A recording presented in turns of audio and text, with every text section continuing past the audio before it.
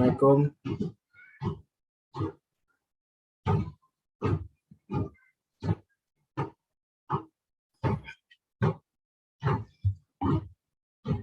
Assalamualaikum rekan-rekan, teman-teman.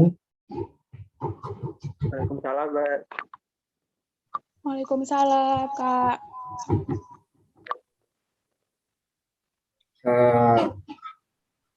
Moderatornya Mbak Nurul. Iya, Kak. Sebentar. Itu saya yang mood ternyata. Lain, nggak masuk. Baik, mohon maaf ya. Tadi salah dulu. Baru aja ternyata. Ya, Kak, nggak apa-apa.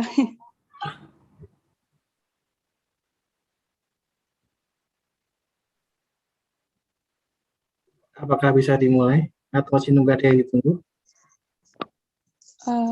Mungkin bisa dibuka dulu oleh Bagas. Oke. Sebelumnya, Assalamualaikum warahmatullahi wabarakatuh. Waalaikumsalam warahmatullahi wabarakatuh. Oke, siap.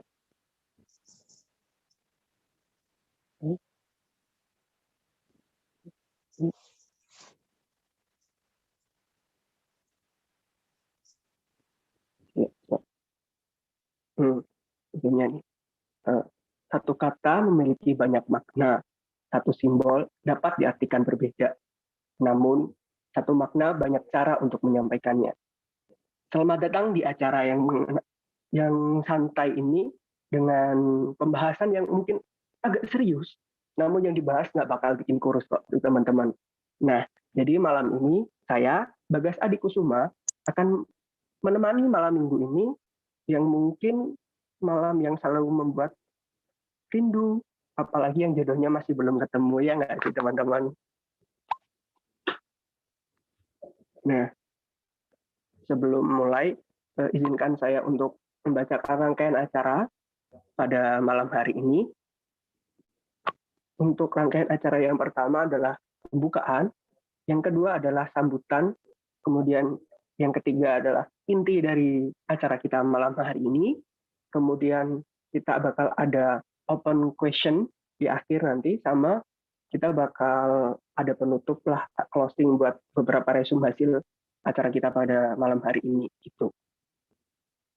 Nah, kembali lagi di acara bincang-bincang terhot di seantero Zoom kita hari ini nih, meskipun nggak terlalu banyak orang di sini, tapi ya kita membuat suasana yang enak lah gitu buat kita ngobrol gitu kan. Nah, jadi selamat datang di acara Bihun, yaitu bicara humas nih.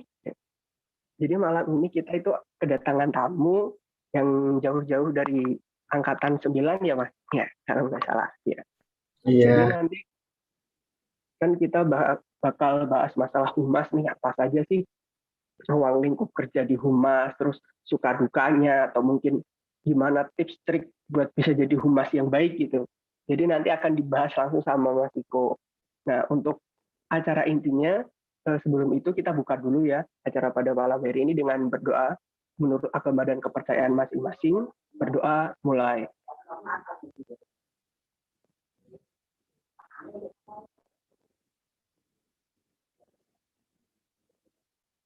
Berdoa dicukupkan. Untuk itu acara selanjutnya adalah sambutan.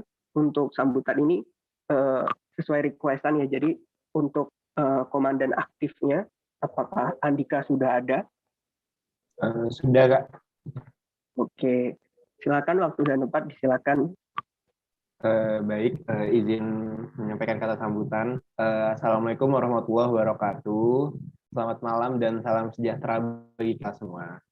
Pertama-tama marilah kita panjatkan puji dan syukur atas kehadiran Allah Subhanahu wa taala yang Maha Esa, karena kehendaknya lah kita dapat berkumpul bersama dalam Zoom meeting kali ini dalam rangka bicara humas nih atau bihun. Nah, pertama-tama yang terhormat Kakak Kobra, baik dari angkatan Perintis hingga angkatan 15 yang baru saja resmi diwisuda, serta rekan-rekan KSR angkatan 16, 17, ataupun calon angkatan 18 yang sudah berkenan untuk hadir. Izinkan saya menyampaikan dua kata sebagai kata sambutan. Nah, pertama-tama izinkan saya memperkenalkan diri terlebih dahulu kakak-kakak dan rekan-rekan semua.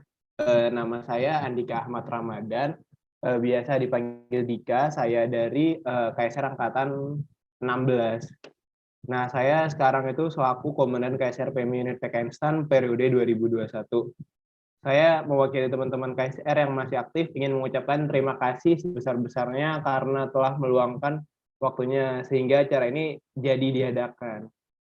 Nah, terima kasih juga untuk Kak Siko dari KSR PMI Unit PKN STAN Angkatan 9 karena sudah bersedia untuk menjadi pembicara atau narasumber pada acara ini. Nah, acara ini pastilah diadakan karena ada manfaatnya, terutama kan ini berkaitan dengan humas, berarti KSR juga punya divisi humasnya, yaitu divisi Huminfo. Nah, semoga Huminfo itu yang sedang bertugas sekarang itu bisa mendapatkan ilmunya lah. Nah, divisi Huminfo kan sudah bekerja cukup baik juga di kala pandemi ini dan dengan tetap produktif. Namun tentu saja divisi Huminfo tidak boleh berdiam diri di tempat yang sama dalam waktu yang lama karena tetap selalu ada hal yang harus dibenahi demi berproses ke arah yang lebih baik lagi. Nah, dengan diadakannya acara ini, semoga ilmu yang disalurkan oleh Kak Siko itu bermanfaat bagi kita semua secara individu, terutama juga untuk KSR PMI Unit PKN STAN sendiri. Terakhir, semoga acara ini berjalan lancar hingga akhir acara nanti tanpa kendala yang berarti. Cukup sekian kata sambutan dari saya. Saya maaf jika ada kata yang kurang berkenan dan terima kasih atas kesempatan yang telah diberikan oleh MC. Akhir kata, wassalamualaikum warahmatullahi wabarakatuh. Kembali ke Kak Bagas. Oke, waalaikumsalam warahmatullahi wabarakatuh. Makasih ya Andika. Oke, selanjutnya langsung ke acara intinya nih. Untuk acara inti tentang tanya jawab atau mungkin masih komando pemaparan tentang humasnya itu nanti saya serahkan kepada rekan saya Ruru. Untuk rekan saya Ruru, dipersilakan. Oke, terima kasih guys atas waktunya. Sebelumnya saya akan memperkenalkan narasumber kita malam hari ini terlebih dahulu, yaitu Kak Siko Dian Sigit Wianto, SST, CPR. CPR-nya itu Certified Public Relations Practitioner ya, Kak? Certified Public Relations, nggak pakai practitioner. Oh iya. Public Relations aja, ya. Certified Public Relations, oke.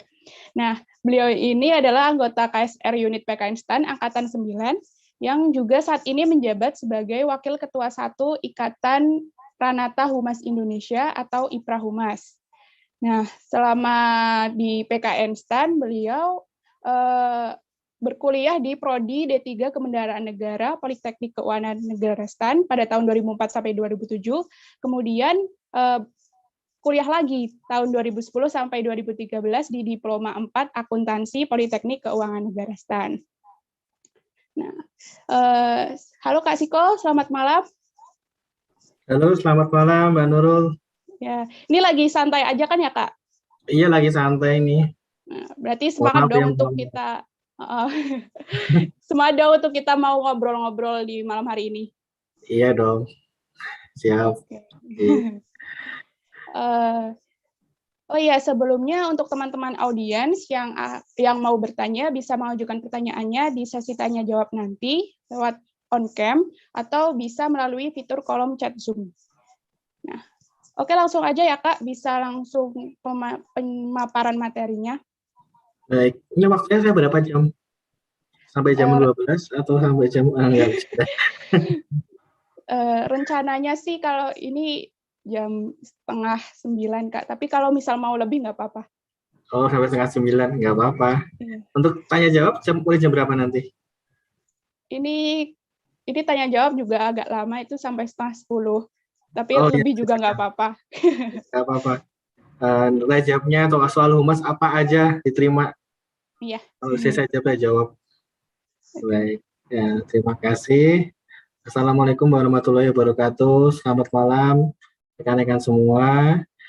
Semoga dengan sehat ya. Dan tidak kurang suatu apa.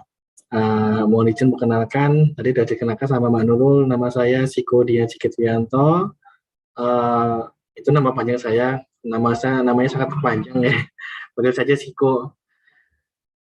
Kemudian tadi saya memang eh, di Peranata Humas, di Ikatan Peranata Humas Indonesia. Ya, saya sedang tidak mewakili instansi saya tempat bekerja ya, namun saya juga bertugas di Biro Komunikasi dan Layanan Informasi Kementerian Keuangan. Saya di Biro Komunikasi, itu namanya Biro Humas itu sejak tahun 2007. Jadi saya angkatan masuk 2004 di STAN itu ya cuma angkatan 2000. Kalau tanya angkatan berapa mas? Angkatan 2000 tua. Karena angkatannya dari awal-awal. Dan waktu selama itu membuat saya ya alhamdulillah memiliki banyak pengalaman, banyak apa itu namanya pengetahuan terkait kehumasan, sehingga ya saya ya sudah menetapkan diri sebagai orang yang menekuni bidang kehumasan, khususnya kehumasan pemerintah. Karena untuk bidang kehumasan sebenarnya banyak yang ahli gitu kan, tapi kalau untuk kehumasan pemerintah itu ya agak jarang-jarang gitu, karena biasanya orang yang di pemerintah itu sebenarnya tumpang lewat ya, paling 2 tahun 3 tahun kemudian jadi pejabat di mana itu kan, atau mutasi kemana itu. Nah saya ini dari mulai awal sampai sekarang itu belum pernah mutasi kantor, jadi udah 14 tahun gitu. Terus terang dulu itu waktu di namanya Biro Humas, benar-benar ini saya dulu itu sangat sedih, sangat menyesali, gundel, ngeluh, pokoknya apapun yang negatif-negatif itu lah, pokoknya situlah kondisi saya. Aduh, depresi, kemudian apa itu namanya, ingin pindah ke unit yang lebih teknis gitu kan, kayaknya lebih keren, ilmu saya kepake gitu kan, saya merasa ilmu saya nggak kepake di situ. Kemudian ada ini ya, tugas belajar. Sebelumnya saya sebenarnya sudah keterima di D4 langsung. Waktu kebetulan 10% terbaik gitu kan, kebetulan ya teman-teman, kebetulan gitu kan. Kemudian psikotes kebetulan juga lulus gitu kan.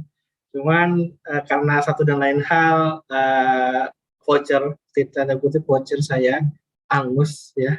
Sedih dong, sedih banget, sedih banget. Sampai tahap apa ya, stres, frustasi, depresi lah ya, sampai tahap depresi.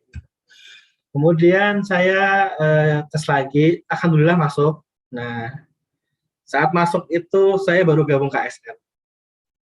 Kenapa? Kenapa gitu ya?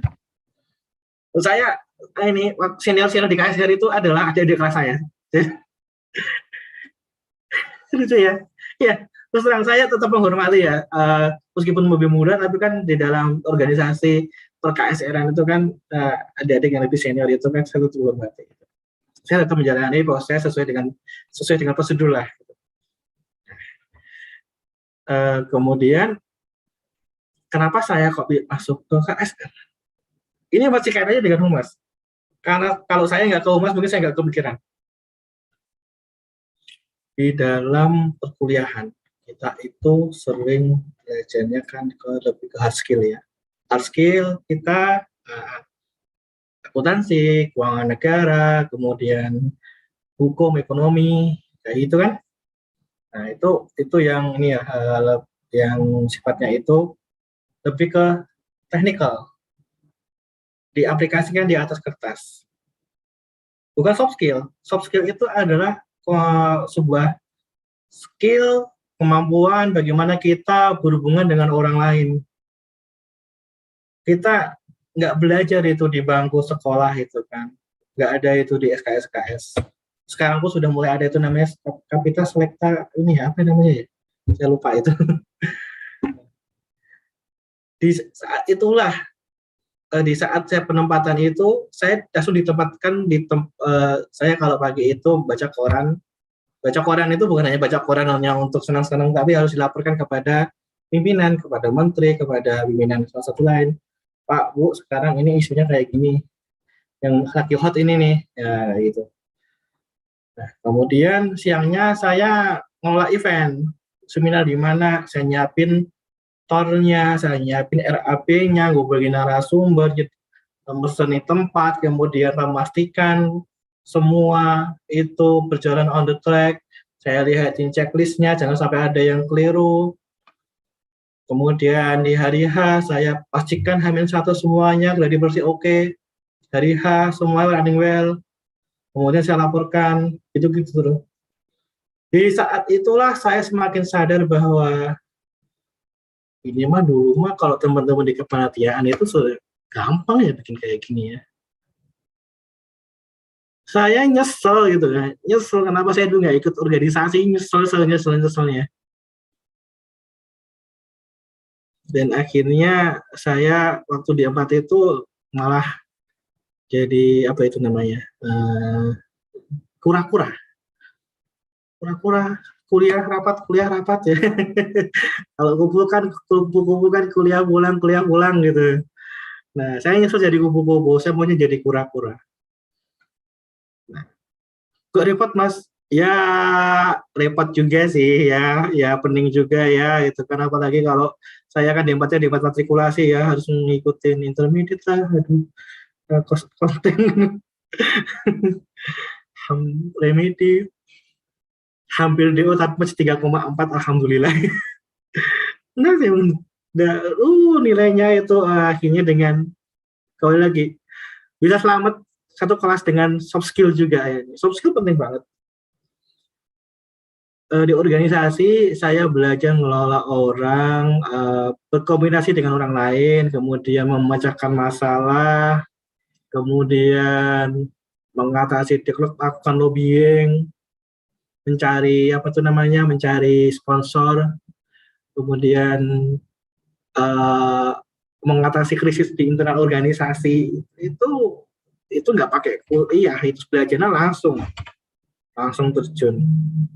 Dan itu sebenarnya kesempatannya sangat mahal sekali.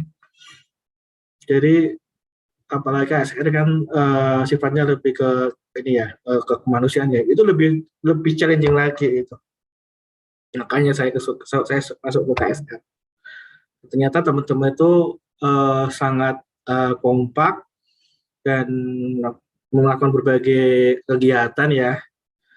Itu juga menjadi bahan belajar bagi saya. Saya waktu di 4 juga menjadi kebetulan koordinator pelaksana untuk National Coding Challenge.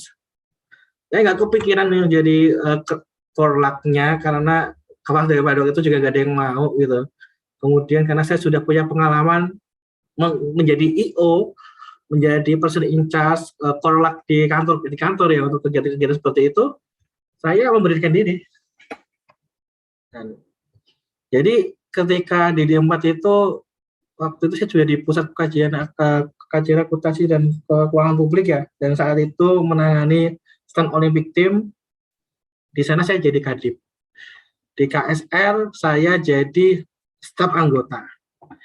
Di National Coding Challenge saya jadi koordinator pelaksana di paling atas itu kan. Jadi sekaligus pada waktu saya kuliah itu saya paling berat di paling atas, dan di tempat lain saya di tengah-tengah. Di tempat lain juga saya di KSR di paling ya anggota, bukan paling bawah, maksudnya ya pokoknya ya anggota lah ya, nggak punya staff gitu, tapi saya jadi staff, tapi it's okay itu. Saya belajar memposisikan diri di banyak tempat, itu saja saya bisa melihat masalah itu dari berbagai persepsi. Nah, itulah ya sekelumit pengalaman saya ya, karena organisasi manapun itu butuh humas. Kita di tingkat level kementerian butuh humas, kanwil butuh humas, kantor pelayanan butuh humas. Humas sebenarnya sudah fungsi melekat ya.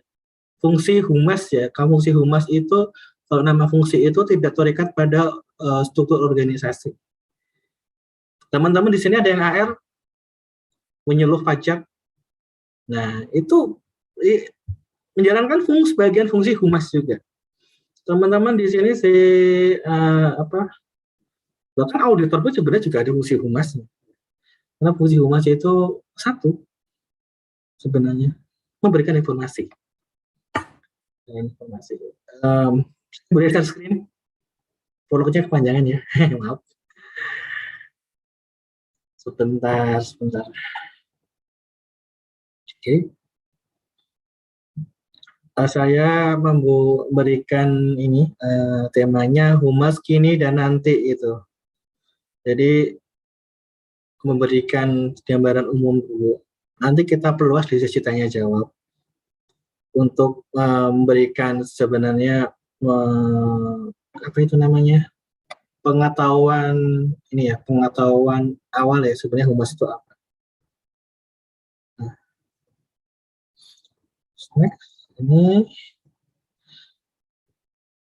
kalau kita mungkin ya di sekarang ini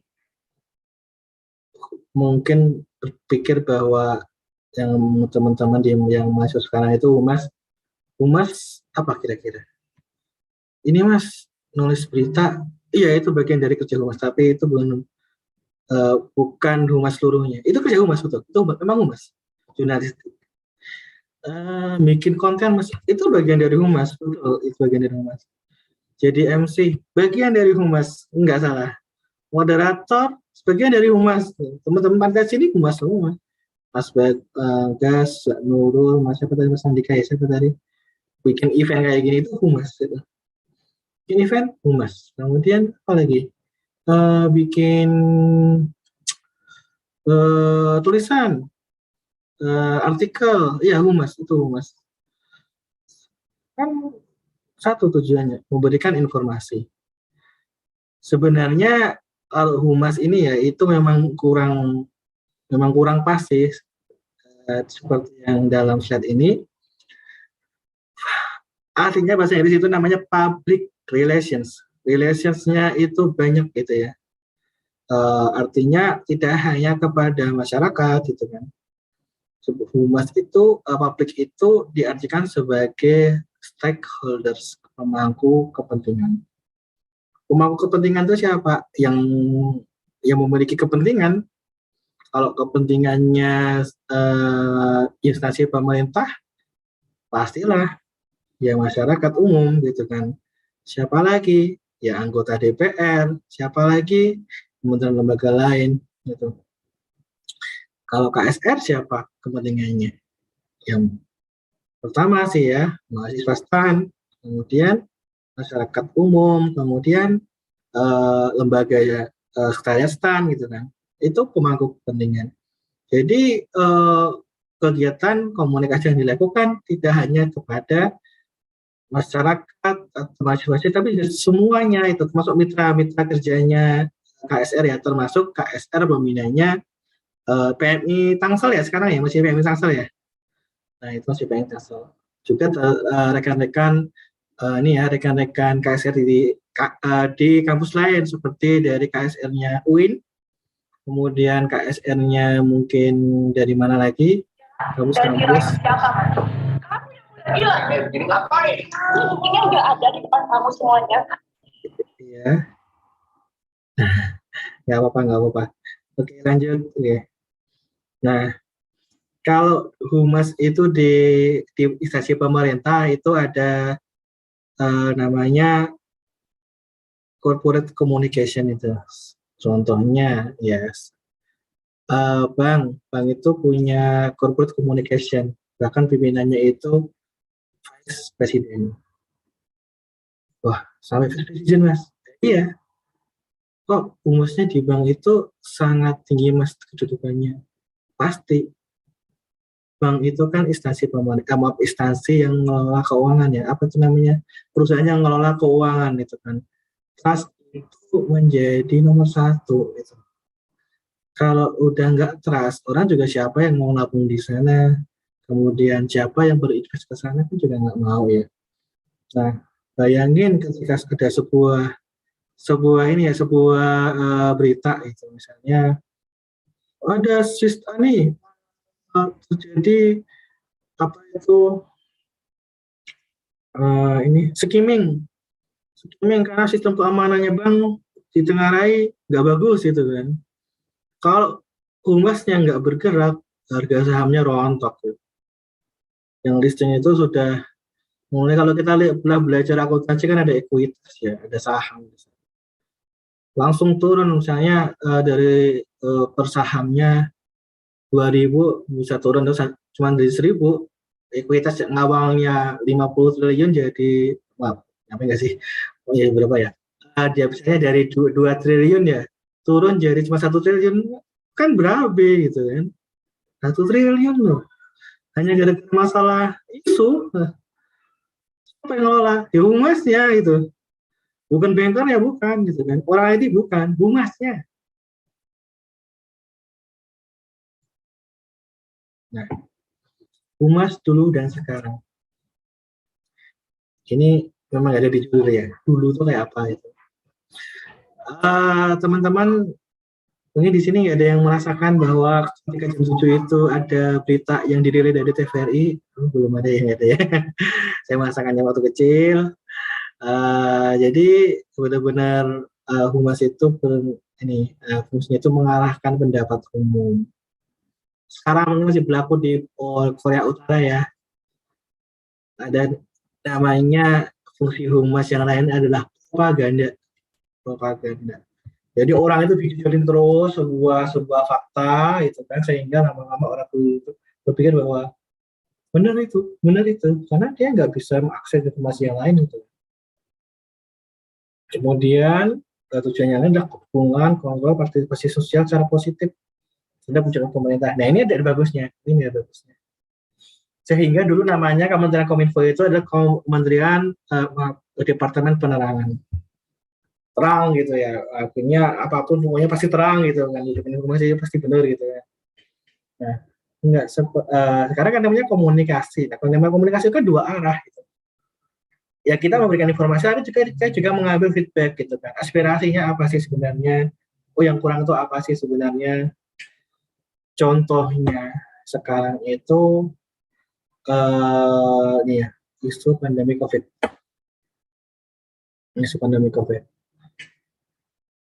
Ya, teman-teman masih ingat yang soal masker dulu itu, masker mahal banget.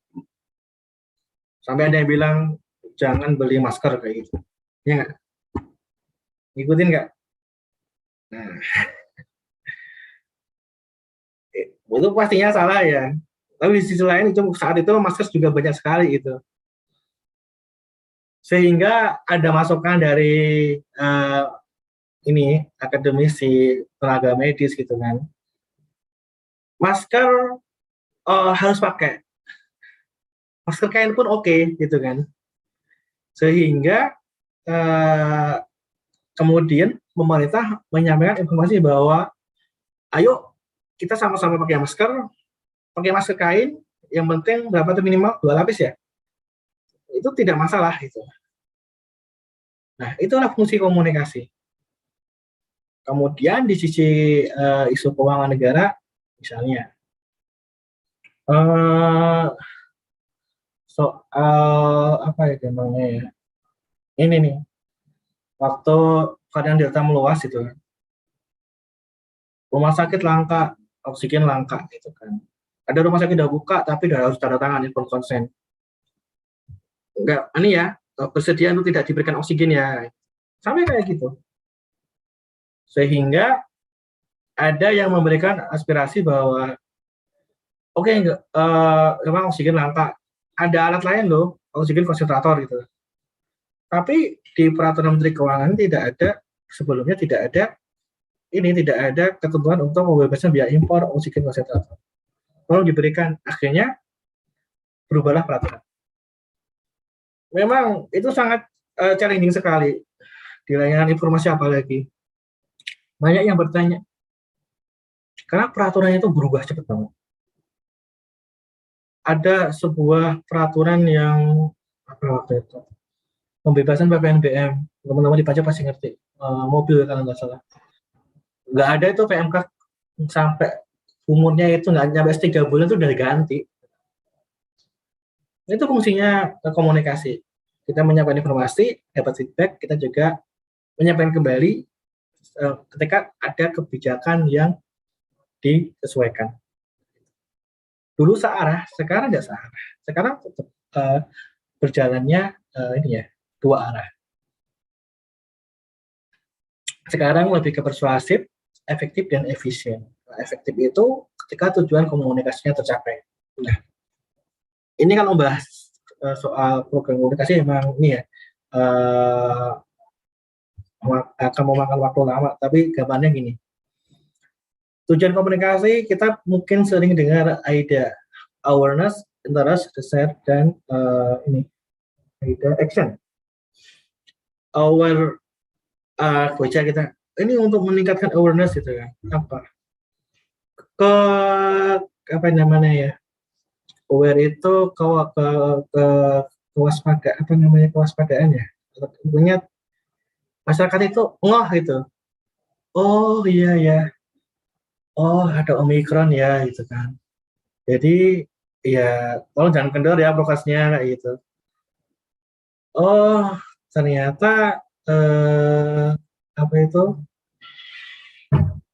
donor darah ini kok bagus gitu kan. Nah itu baru baru iya mengiyakan. Kemudian interest itu kan.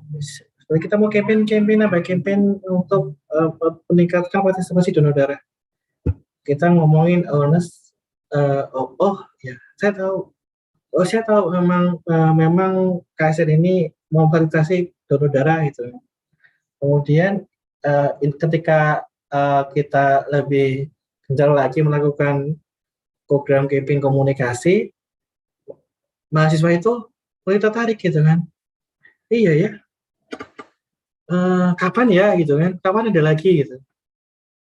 Kemudian ketika kita lebih mengencarkan lagi program komunikasi kita blast WA, kita buat postingan, kita bahkan sampaikan campaign ke lewat lewat ketua kelasnya masing-masing gitu kan. Terus kemudian banyak yang bertanya itu kan, banyak yang nanya ke kita, kapan lagi ada gitu. Nah, ketika sampai ke titik action, mahasiswa ini daftar. Nah itu tingkatannya. Kalau sudah action, kalau kita tujuan komunikasi kita untuk meningkatkan partisipasi donor darah, berarti komunikasi kita efektif. Kalau efisien Mas, efisien gini. Kita memberikan kalau tujuan kita memperbanyak orang partisipasi itu, kemudian kita tidak terlalu banyak mengeluarkan uang misalnya. Maksud ya kalau untuk meningkatkan partisipasi kita harus bikin event konser musik gitu kan, yang nggak pas lah ya.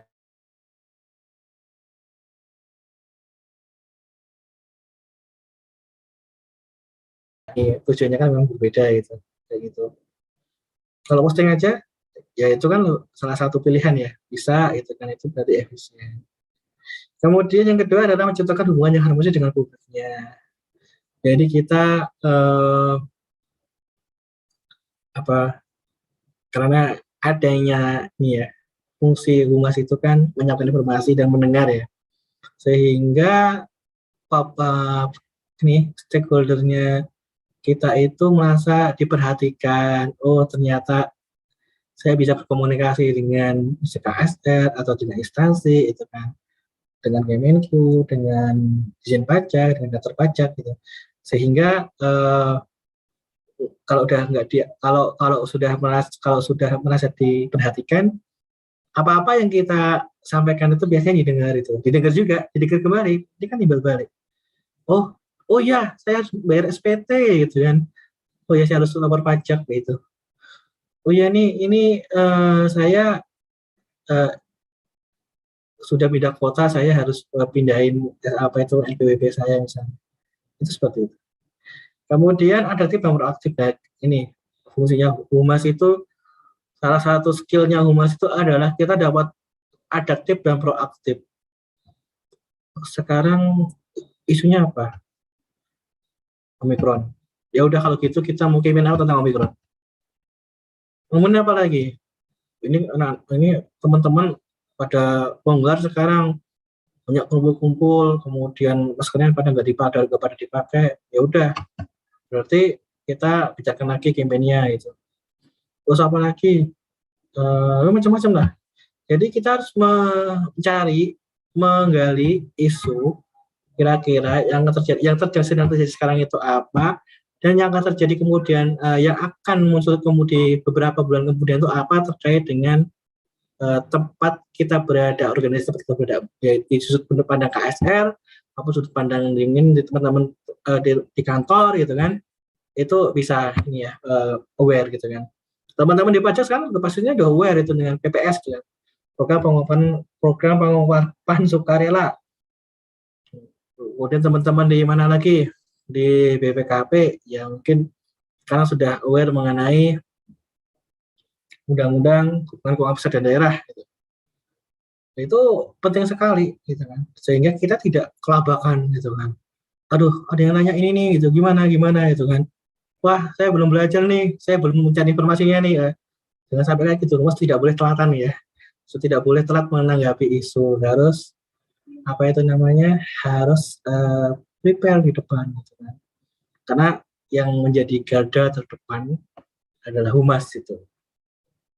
Garda terdepan, bahkan di saat penanganan pandemi itu humas juga jadi garda terdepan. Kenapa? Teman-teman tahu 119 kan? Yang nanganin ya orang humas, yang di ujung telepon itu orang humas itu kan, karena layanan informasi. Kemudian di instansi Pasienkes, fasilitas pelayanan kesehatan, ada orang humas yang menerangkan ini apa itu fasilitasnya, kamarnya penuh, kalau mau kayak gini gitu kan. Instansi pemerintah manapun juga akan ditanyain gitu. Di Kemensos ditanyain bagaimana cara mendapatkan bansos gitu. Di Kemenaker ditanyain bagaimana caranya mendapatkan apa namanya kartu pak ini ya, prakerja ya, sama. Semua jadi ini garda terdepan menangani pandemi dan menangani ini dampak pandemi COVID. Jadi garda terdepan, karena komunikasi, kalau teman-teman baca Undang-Undang Keterbukaan Informasi Publik, komunikasi adalah makanan pokok, kebutuhan pokok. Saat ini teman-teman yang bangun tidur pertama kali minum air putih siapa? Masih banyak ya? Nggak lihat HP dulu. Ya kalau saya lihat HP dulu, maaf. Saya lihat HP dulu. Lihat HP dulu di WA sekarang. Ada isu apa ini? Bos-bos nanyain enggak itu atau gimana itu kan? Nah, itu humas. Fungsi humas ngapain, Mas? Fungsi humas yang paling utama adalah menjaga citra dan reputasi. Karena hubungannya dengan kepercayaan publik ya. Apa bedanya citra dan reputasi? Teman-teman yang sudah nikah di sini banyak nih. Masih muda-muda ya, masih belum nikah ya, masih belum nikah. Oke.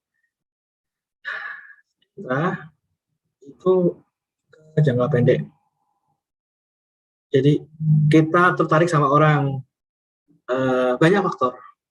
Apapun ya, saya nggak nyebut apapun, banyak faktor. Kalau kita tertarik sama orang tersebut pencitraannya bagus. Ini pencitraannya bukan negatif ya, pencitraan ini memiliki makna ganda sebenarnya. Tapi penting gitu kan. Whatever orang kata orang, tapi kita harus melakukan pencitraan itu kan. Kalau enggak, kita nggak akan dilihat sesuatu yang baik meskipun kita sebenarnya punya kualitas itu. Gitu. Kemudian ketika dua orang itu akhirnya singkat cerita nikah, akhirnya nikah, hidup lama dengan berbagai dinamikanya, kadang marahan, kadang baikan banget, kadang ini gitu kan, tapi tetap bertahan, nggak bisa. Berarti reputasinya terjaga. Di dalam perjalanan KSR kan nggak semuanya mulus ya, kadang-kadang kita didera ada isu negatif miring apa kayak gitu. Kemudian di sesi kita juga sama ya. Tapi masyarakat so far melihat sesuatu itu yang namanya juga manusia ya, bukan malaikat itu kan. Namanya juga organisasi yang dijalankan juga oleh manusia itu kan. Sehingga melihat bahwa sesuatu itu adalah pertama, oke, punya salah wajar. yang penting bisa memperbaiki, dan buktinya juga perbaikan terus dilakukan. Kesalahan itu juga tidak disengaja dan tidak ada niatan dan sebagainya kayak gitu. Bagaimana humas itu mencitrakan, menjaga opini publik agar masyarakat itu bisa tetap percaya kepada kita. Itulah salah satu tujuannya fungsi humas. Kemudian menjaga hubungan yang kondusif.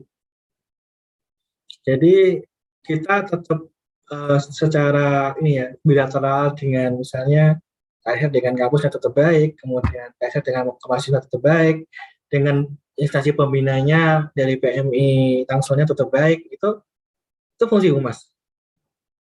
Ketika mereka berkomunikasi, bertanya, kemudian ingin kerjasama, itu kita menanggapi dengan baik, kita tetap merespon dengan baik, itulah fungsi humas.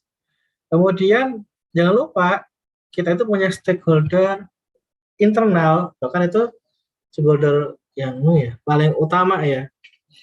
KSR kan punya pengurus itu. Nah, itu harus dikuatkan bondingnya itu kan. Kegiatannya ngapain Mas ya? Macam-macam lah itu. Misalnya kalau belum bisa ketemu bareng di offline ya online lah berapa pekan sekali itu kan. Mas, rapat Mas. Ya nggak harus rapat sih. Misalnya ya seperti ini. Ini kan bagian dari bonding itu ya. Betul, kegiatan seperti ini penting banget dan makasih banget. Oleh karena itu saya sangat mendukung gitu kan. Ya ayo aja itu. Ya, mohon maaf ya malam-malam karena siangnya saya sibuk. Kemudian humas sudah menjadi penghubung instansi dengan publiknya. Humas adalah tempat pintu masuk siapapun yang ingin berkomunikasi dengan organisasi. Kemudian kita humas menjalankan manajemen komunikasi. Nah, teman-teman yang belajar manajemen adalah melakukan perencanaan, kemudian mengorganisasikan, melaksanakan, dan kemudian mengevaluasinya untuk mencapai tujuan yang sudah ditetapkan. Terus seperti itu ya. Kalau kurang-kurang saya mohon maaf. Nah, bagaimana perencanaan di bidang komunikasi? Kita rencanakan itu kan. Kita mau ngapain nih? Mau campaign apa? Itu kan. Ya kita di campaign donor darah gitu kan. Bagaimana pesan kuncinya? Pertama, donor darah itu menunjukkan kepedulian kita terhadap bersama. Kemudian yang kedua, donor darah itu menjaga kesehatannya. Seperti itu. Nah, contohnya. Kemudian bagaimana ini perencanaannya gitu kan? Taktiknya seperti apa? Bagaimana implementasinya? Pakai campaign di mana? Di medsos KSR, oke, gitu kan. Satu, mana lagi? Broadcast Mas, ya oke, gitu kan. Mana lagi? Bikin poster, nggak apa-apa, gitu kan. Kemudian apalagi itu? Kita mau bikin webinar, oke, jalankan. Ya itu di list. Terus siapa yang ngomong, gitu kan? Undang ketua BEM, gitu kan, sama ketua KSR. Oh siapa lagi? Undang Direktur Stan, ya. Siapa lagi? Itu kita milih figur. Kemudian kita tadi udah milih channel, milih figur. Waktunya kapan itu? Waktunya kapan itu? Ya nanti pas ini Mas, pas saat liburan. Tuh saat orang-orang nggak lagi sekarang sama ujian IPK dan sebagainya. Gitu. Itu milih waktu itu. Nanti saya ulang lagi ya teman-teman. Ada frameworknya. Nah itu pelaksanaan. Terus kemudian pengendalian itu maksudnya adalah monitoring gitu. Nah, ketua KSN-nya dan ketua bidang humasnya ini memastikan itu. Kemarin direncanakan katanya tanggal ini kok nggak jadi ya. Memang ada apa gitu. Oh ya Mas, jujur Mas minggu depan. Oh ya udah gitu. Nah, terus gimana yang lain gitu kan. Nah, sumbernya udah oke belum gitu kan. Kata sih jadwalnya ini Mas, oke Mas gitu kan. Udah di booking waktunya. Oke, siap. Itu nama pengendalian. Nah, Kemudian sampai ke tahap evaluasi. Kita udah campaign kok gitu kan. Tujuan komunikasi kita kan tadi untuk meningkatkan partisipasi itu. Iya Mas, kantornya kurang-kurang gitu kan. Nah itu kan bagus. Gitu. Jumlahnya meningkat dari yang bulan lalu Mas, oke.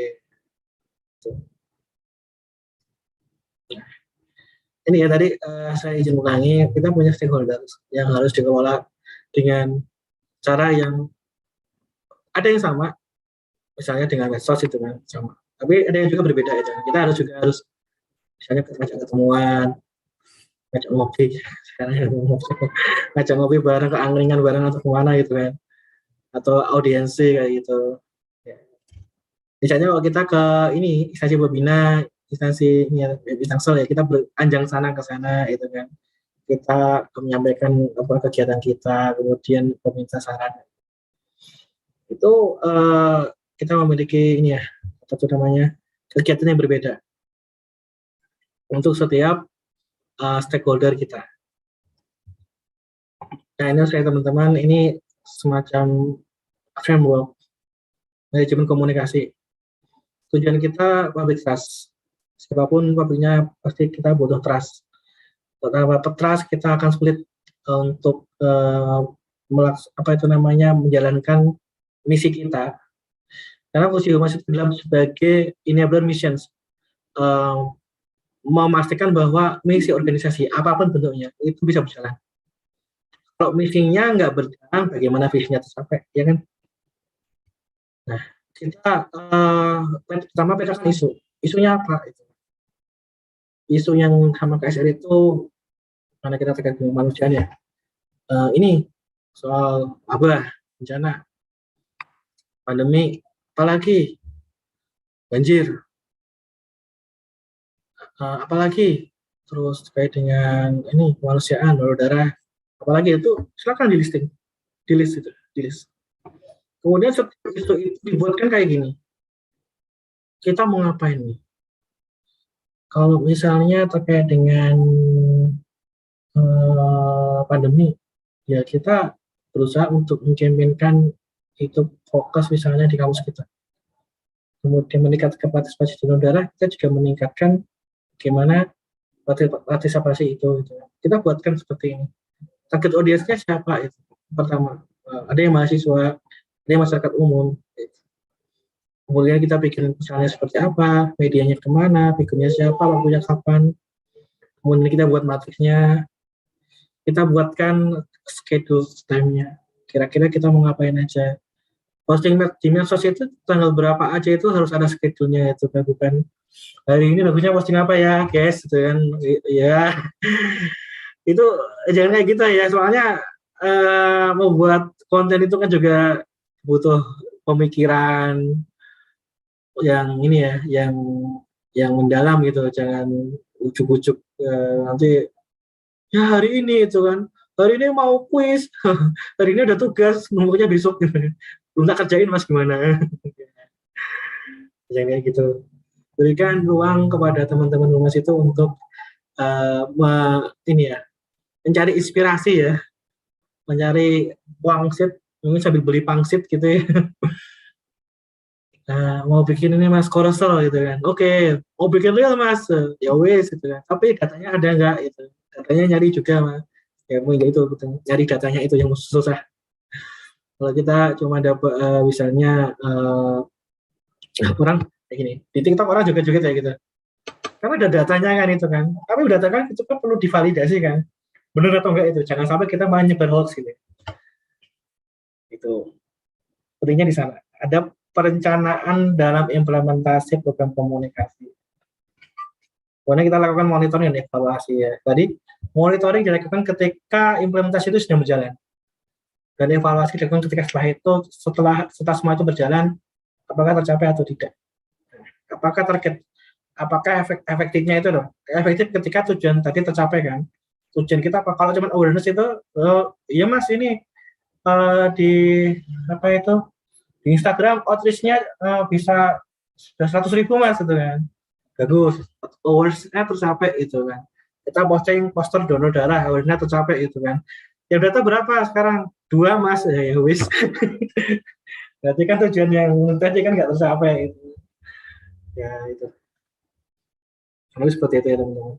Jadi setiap isu itu kita buatkan ini ya, kita buatkan apa itu namanya matriksnya. Nah, bagaimana dengan mas pemerintah? Mas pemerintah merupakan profesi ya, profesi memiliki salah satunya adalah fungsional perantau humas. Saya berada di pimpinan sampai Desember ini, 31 Januari itu saya sudah 3 tahun di Ikatan Perantau Humas sebagai wakil ketua 1, merupakan organisasi profesi fungsional perantau humas.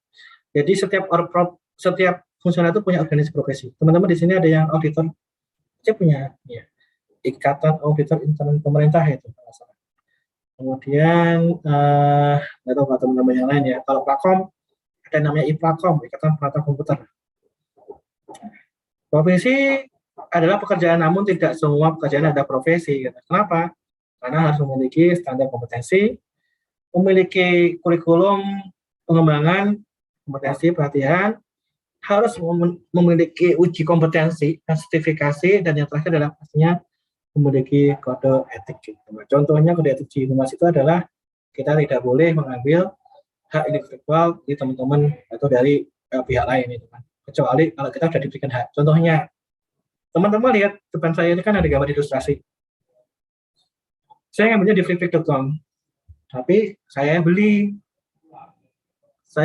akun premium, ya saya bisa puas aja itu kan, mendapatkan banyak dari sini. Sebulan itu ada berapa ratus ribu itu. Nah, itu sangat membantu. Saya lihat juga dari instansi lain itu kan ya ilustrasinya seperti ini ya, karena tuntutan kerjanya tinggi, harus segera gitu kan nggak mungkin yang dari sini dan mulai di scratch gitu kan, apalagi kalau kita meskipun kita bisa Photoshop atau pakai Corel Draw itu kan, kalau nggak jiwanya seni gitu sulit untuk dari scratch gitu kan. Ada yang bisa, teman-teman di stand itu juga ada yang bisa. Saya kenal namanya Pak Albana, itu pernah juara 3 Corel Draw mulai dari scratch gitu. Tapi yang namanya orang humas kan nggak semuanya bisa dari awal itu. Nah, oleh karena itu saya mengambil barang setengah jadi itu untuk saya buatkan itu. Ini juga untuk buat teman-teman ini juga ya, tadi juga beberapa menit ya saya gunakan ini. Kemudian ada juga yang ya jangan sampai ya kita mengakui kerjaan orang lain, maksudnya seperti tulisan opini itu kan, seperti tulisan kita itu. Kadang-kadang kalau orang ingin kopas-kopas saja dari blognya siapa, kemudian dia tidak memberikan itu apa itu namanya atribusi ini dari siapa, sumbernya dari siapa, itu kan sudah sebagai bagian dari menganggap sebagai hak ciptanya. Itu yang sering terjadi di humas. Humas nanti, bagaimana dengan humas nanti? Ya pastinya kita beri jaringan lebih luas ya, yang secara global itu kan. Otomatis kita harus bisa berbahasa asing, minimal bahasa Inggris lah. Itu harus terus dikembangkan gitu kan. Dalam uji kompetensi kemarin itu saya disuruh presentasi pakai bahasa Inggris, bahkan ada teman juga rekan sejawat perantau humas yang bisa bahasa Arab juga itu. Semakin banyak yang ketahui itu lebih bagus gitu kan. Bahasa daerahnya jangan sampai lupa ya, itu juga sangat penting gitu. Teman-teman di bahasa dari daerah-daerah lain seperti dari Jawa, Bali dan daerah lain yang bahasa Jawa jangan sampai lupa. Kemudian komunikasi internal ya, tadi saya sampaikan bahwa ini adalah merupakan pemangku kepentingan yang paling utama, itu jangan sampai dilupakan. Karena sekarang ini internal merupakan ekstensi dari humas juga sebenarnya. Teman-teman dulu di teks amnesty bahkan sampai sosialisasi ke tetangga-tetangganya ya. Enggak ya sebagai kesadaran tetangganya, nggak tanya itu kan, saya punya tetangga orang pajak, udah ayolah kita ngomongin masalah teks amnesty, bahkan juga sampai terkait dengan BPS gitu. Bahkan kalau kita nanya mengenai caranya mengenai NPWP, bahkan kita kan sering ini ya, kalau teman-teman kita kan teman-teman kita orang pajak itu kan lebih sering. Biasanya tanya ke teman pajak itu, ngapain telepon ke kling pajak gitu. Tanya kalau orang dalam itu kayaknya lebih meyakinkan. Nah, itulah fungsinya komunikasi internal salah satunya. Karena mereka adalah sebenarnya agen kehumasan, agen komunikasi kita juga. Jadi biarkan mereka harus tahu mengenai rencana kebijakan kita dari kita sekarang itu apa gitu, harus tahu. Kemudian kompetensi semakin dituntut. Jadi seorang humas itu harus tahu banyak. Ya kita tidak menafikan bahwa humas itu pasti punya spesialisasi ya. Aku humas tapi aku biasanya hanya fotografi saja. Jangan sampai seperti itu. Nah, aku humas tahu semua, kompeten di semua, tapi saya spesialis di bidang fotografi. Nah itu bagus. Bahkan kalau kita nggak bisa fotografi secanggih fotografer yang sudah pengalaman, paling nggak kita tahu lah bagaimana mengambil angle-nya, siapa yang difoto, tempatnya di mana, bajunya dipakai apa, ekspresinya seperti apa, itu kita harus tahu. Harus mengetahui bidang lain yang terlebih industri yang digelutinya. Teman-teman nantinya misalnya penempatan di Kemenq, ya harus tahu ya, kita juga untungnya sudah mengenai keuangan negara itu. Ini salah satu modal saya ketika saya bisa mengikuti survive dan akhirnya menggeluti bidang ini adalah saya tahu mengenai keuangan negara. Saya juga akhirnya juga tahu mengenai kehumasan. Saya lebih mudah saya untuk mencerna isu-isu terkait dengan keuangan negara. Teman-teman yang mungkin nantinya akan di KL lain misalnya ya itu tolong dimengerti, baca undang-undangnya. Teman-teman misalnya di Kementerian Perhubungan, baca itu undang-undang perhubungan, pelajari moda transportasi itu apa aja, bagaimana peraturannya gitu. Karena itu merupakan modal utama bagi seorang humas. Jangan sampai humas ditanya mengenai hal tadi tapi nggak tahu gitu kan. Itu bukan ya humas sejati gitu. Karena kita menyampaikan informasi itu kan ini kan informasi yang terkait kebijakan gitu, dan peraturan, bukan hanya mengenai kita bisa bikin medsos gambarnya bagus, tulisannya ini kekinian, nggak seperti itu. Itu hanya sebagai sarana saja, tapi tetap isinya adalah kebijakan, peraturan gitu. Riset. Humas ada risetnya mas. Ya, iya, humas itu peneliti gitu. Kita harus tahu ketika kita mau posting itu kira-kira orang itu sekarang masyarakat itu lagi konsum kemana sih? Gitu. Misalnya kemarin ada lagi hype mengenai BTS gitu kan. Ya udah kita writing the wave. Kontennya ininya ungu, apa itu namanya nuansanya ungu, kemudian kita banyak yang representasi BTS itu apa gitu ya. Nah, itu ya kita riset itu ya. Kemudian kita juga riset mengenai kalau bahasanya kayak gini kira-kira ditangkap atau enggak sih gitu ya. Kemarin kita publikasi mengenai ini gitu. Di media banyak enggak sih yang menjadikan berita? Kita riset tuh. Sehingga harusnya itu memang humas itu job value-nya itu tinggi karena ya ada risetnya, ada analisisnya itu. Tidak hanya mau menggunakan aji-ajian kira-kira maksudnya tanpa data. Memang kira-kira tapi kan pakai data. Harus based on data gitu. Nggak boleh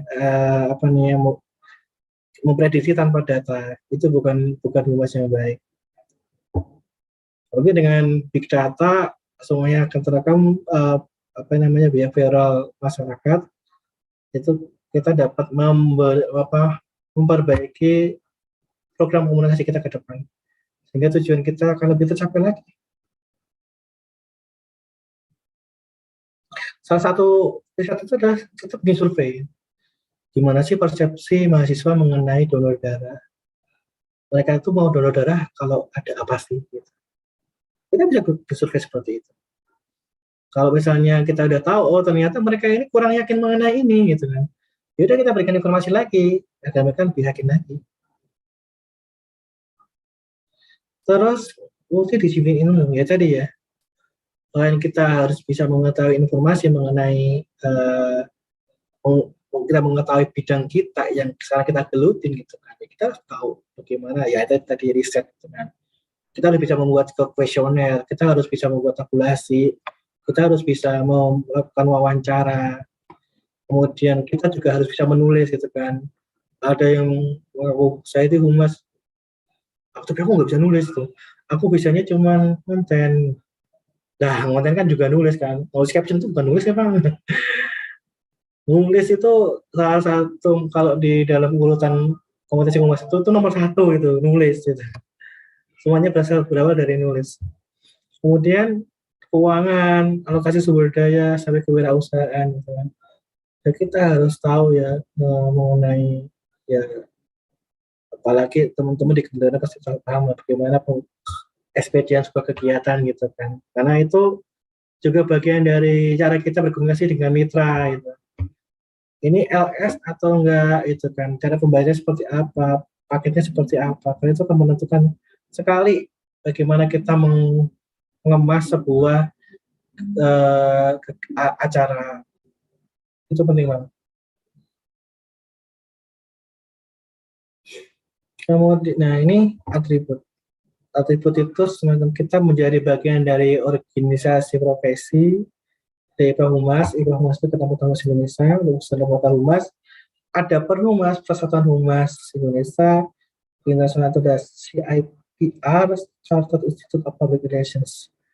Termasuk juga sertifikasi, contohnya seperti ini.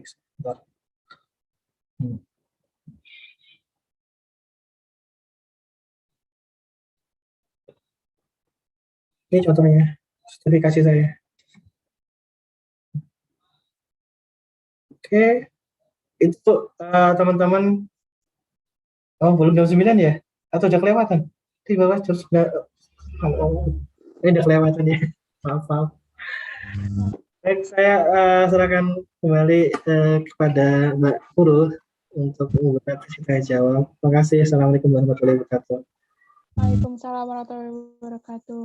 Oke, baik. Terima kasih Kak Siko atas materinya yang sangat insightful tentang public relation atau humas. Tentunya materi itu sangat bermanfaat dan bisa memotivasi kita semua ya teman-teman.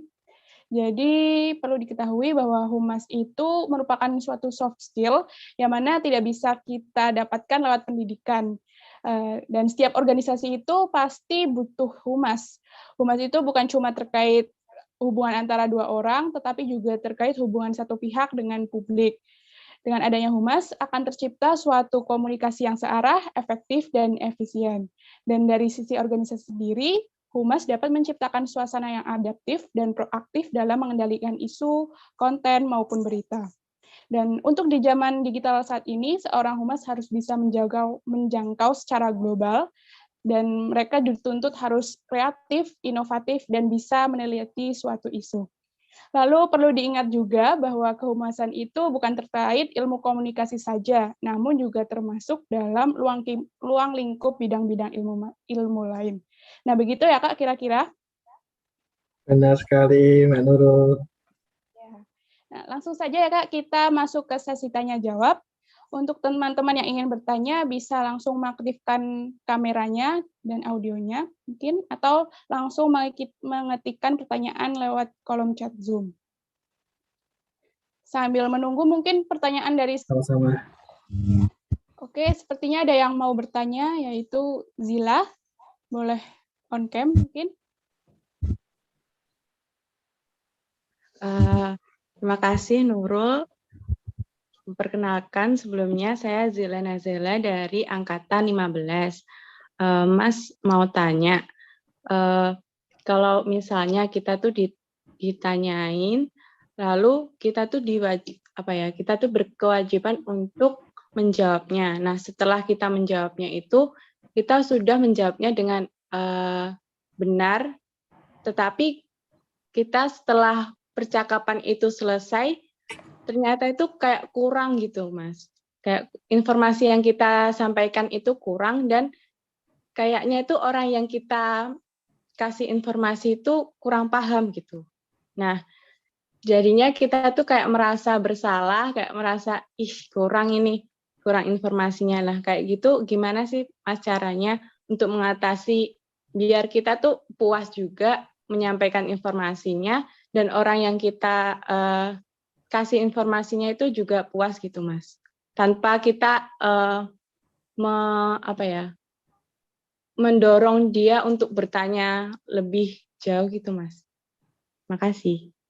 Baik, terima kasih Mbak Zila. Di dalam penyampaian informasi itu ada namanya teknik probing.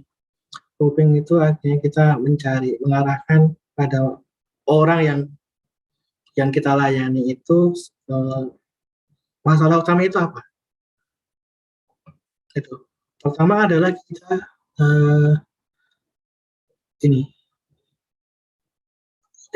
listen. Kita dengarkan dulu masalahnya apa.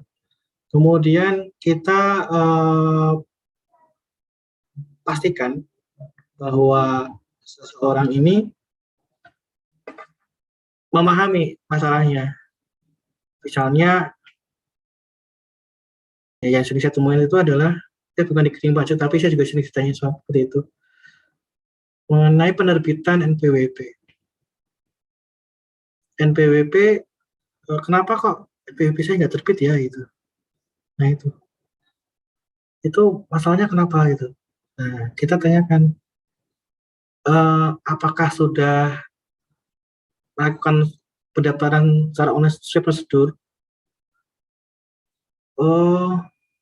Pendaftarannya menggunakan apa ya Mas itu kan? Loh, Bapak ini daftarnya lewat apa? Oh, saya daftarnya nitip teman Mas. Nah, ini kan jadi, masalahnya ternyata nitip teman gitu kan. Disampaikan ke KPP-nya ini. Jadi masalah selanjutnya. Nah, kita pastikan dulu sebenarnya dia itu titik masalahnya itu ada di mana. Itu dia. Nah, karena ini teknik kontak center, teknik agent kontak center itu adalah menemukan titik masalah ini secepat mungkin dan setepat mungkin. Nah, kedua adalah konfirmasi. Kita konfirmasi. Apakah masalahnya di sini? Apakah masalahnya di sini? Seperti kemarin saya pusing nggak karuan karena wifi saya mati. Saya sudah mencari sendiri problemnya di mana. Saya tanyain, Pak, lampu LED-nya nyala semua? Enggak. Yang kedap-kedip itu ada yang upstream gitu kan, US. Oh gitu. Itu kemungkinan adalah modemnya Pak yang bermasalah gitu kan. Saya sudah refresh modemnya, tidak ada masalah di kami. Itu kemungkinan modemnya yang belum bisa menerima arus data dari fiber optiknya, seperti itu. Jadi kita harus mengkonfirmasi apakah betul seperti ini Bapak atau Ibu. Kalau iya, solusinya adalah ini. Kalau enggak, apakah yang ini? Ya kita nggak apa-apa, kerja terus, nggak masalah itu. Kita harus kerja terus itu. Sampai dia tahu oh ternyata masalahnya di sini, baru kita kasih solusi. Dan kemudian jika ada masalah lagi, kita juga fast respon untuk menanggapi lagi. Begitu Mbak Zila, apakah sudah membantu? Sudah Mas, makasih. Sama-sama, saya juga konfirmasi apakah sudah terjawab. Sudah. Oke, jadi pertanyaan dari Zila itu tentang cara kita menyampaikan informasi supaya lawan bicara itu bisa puas ya. Jadi caranya itu kita harus tahu masalahnya itu apa. Kemudian kita juga bisa mengkonfirmasi tentang info yang kita pahami itu harus sesuai dengan info yang dimaksud oleh si lawan bicara. Oke, penanya selanjutnya apakah ada? Bisa langsung mengaktifkan kameranya atau raise hand di Zoom-nya.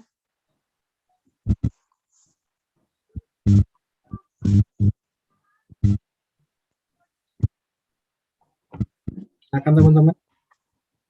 Oh, Mas Tulus. Assalamualaikum. Waalaikumsalam. Gimana kabarnya? Alhamdulillah baik Mas Tulus. Alhamdulillah. Mas, dulu pas kuliah bayanganku humas itu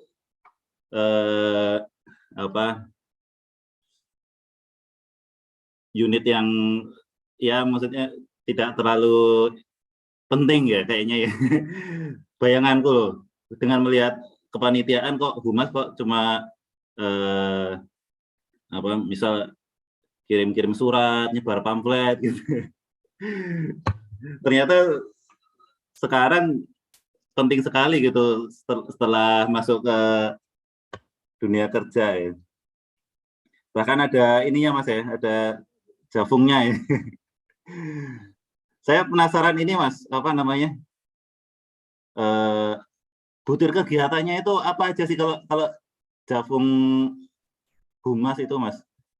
Terus kendalanya apa tantangannya gimana dalam mengumpulkan angka kredit?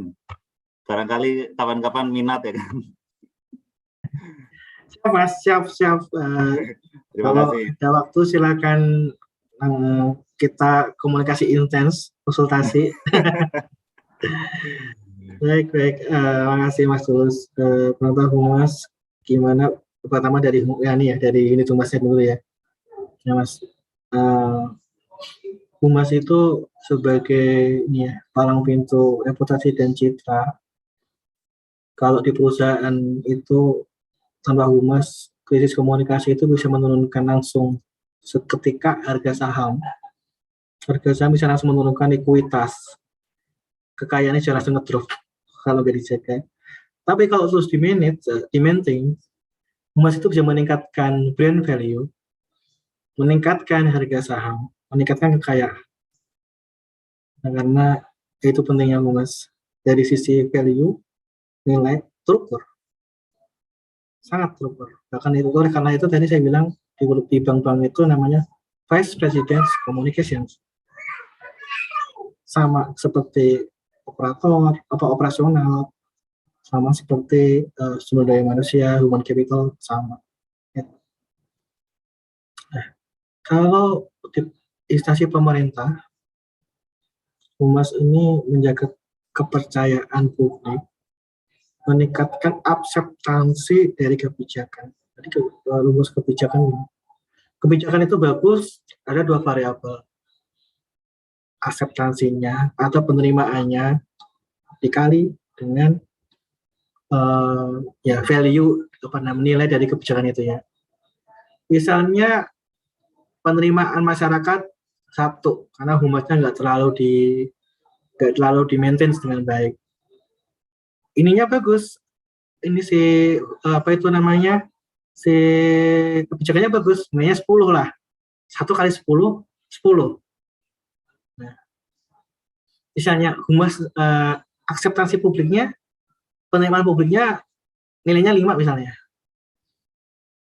Kebijakannya nilainya 5. Nggak bagus 10 kan? 5 kali 5, 25. Itu bedanya itu. Kenapa humas itu sangat penting, baik itu di sektor privat maupun sektor publik. Mengenai peranata humas itu gimana butir-butirnya? Ya Mas, ini saya sudah 2,5 tahun ini rapat terus sama Kominfo untuk merombak butir-butir yang baru gitu. Ya aku rapat ya, saya juga ini sekarang bikin konten kok nilainya cuma sekian gitu kan, jadi ini sekarang sedang diajukan ke Kemenpan RB untuk butir-butir yang baru. Kalau sekarang lihat di Permenpan nomor 6 tahun 2000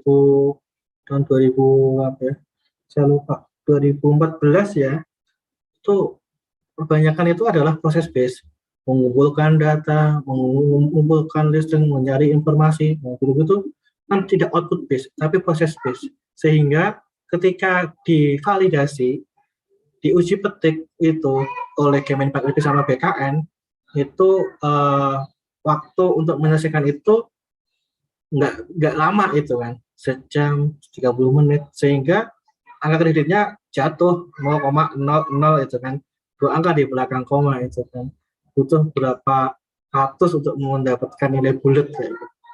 Nah sekarang pendekatannya itu lebih ke output base, apa itu namanya, menyusun konten, menulis berita. Nah itu membuat film apa film pendek gitu kan. Kan mulai dari perencanaan, tapping, ngambil footage, ngisi voice over-nya, kemudian rendering, publikasi, itu kan waktunya kan lama kan. Nah itu sehingga kreditnya itu insya Allah lebih baik dari yang sebelum-sebelumnya. Selama ini gimana Mas? Saya selama ini terus terang ya, jujurly jujurly dari nulis sih, nulis di media itu. Teman-teman dapat googling aja lah nama saya itu kan. Itu banyak tulisan saya yang di Google. Gitu Mas tulis. Jujurly seperti itu Mas. Selain itu buat riset Mas, saya bikin proceeding dari survei, dari desk research gitu. Nilainya 4. Di tempat saya juga kan lagi bikin itu Mas, Jafung analis ya. Itu ya sama, setelah diuji petik kok kecil-kecil banget. Nah, iya. Jangan sampai nah itu, jangan sampai ngambilnya proses base itu kan. Saya sampai ini ya, terus terang waktu itu yang saya hadapin debuti agak ngegas itu kan sama orang kominfonya. Ya nggak bisa itu, bikin video itu bisa berbulan-bulan. Misalnya kayak teman dekat saya, Pak ini karena namanya badan riset ya, dari BRIN, dulu namanya LIPI gitu kan. Masuk keluar hutan itu nggak ada sinyal, liatin binatang, liatin pohon-pohon kayak gitu. Butuh aja berbulan-bulan, masa ujungnya nggak semua orang itu ngambil dari footage yang ada di video blog, ngambil gambar-gambar kayak tadi flipit kayak gitu kan. Ada yang ngambil dari sketch dari awal, ngambil footage di jalan gitu, di mana di daerah perkantoran, itu kan butuh waktu. Betul. Iya Mas. Kalau nggak ngelakonin sendiri itu kadang-kadang nggak percaya Mas. Buat sabar ya.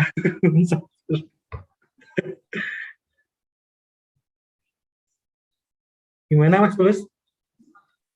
Ya Mas, terima kasih sedikit gambaran. Ya Mas, kalau soal geopolitik memang kayak gitu Mas. Kalau output bikin film gitu, berarti apapun kontribusinya dalam kegiatan tersebut ya tetap terhitung bikin film gitu Mas? Atau dari awal ke akhir gitu? Ya, gini. Film itu kalau mau dipecah lagi juga bisa. Contohnya bikin storyline atau bikin apa tuh namanya itu kayak ngambil footage atau apa namanya itu, saya lupa namanya, kayak storyline itu loh. Jadi kayak gambar-gambar kayak gitu.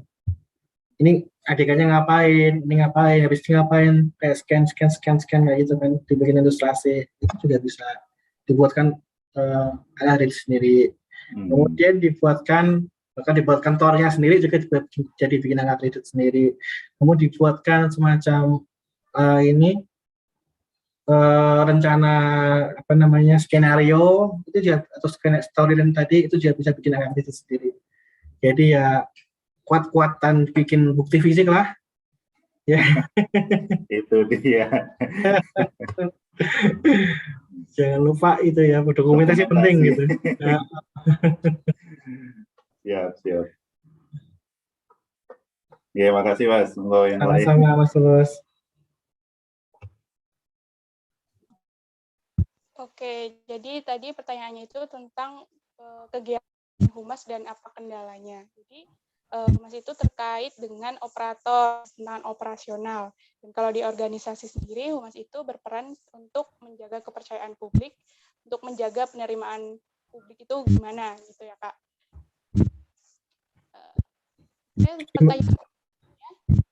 Gimana? Tentang kesimpulan dari pertanyaan tadi Kak.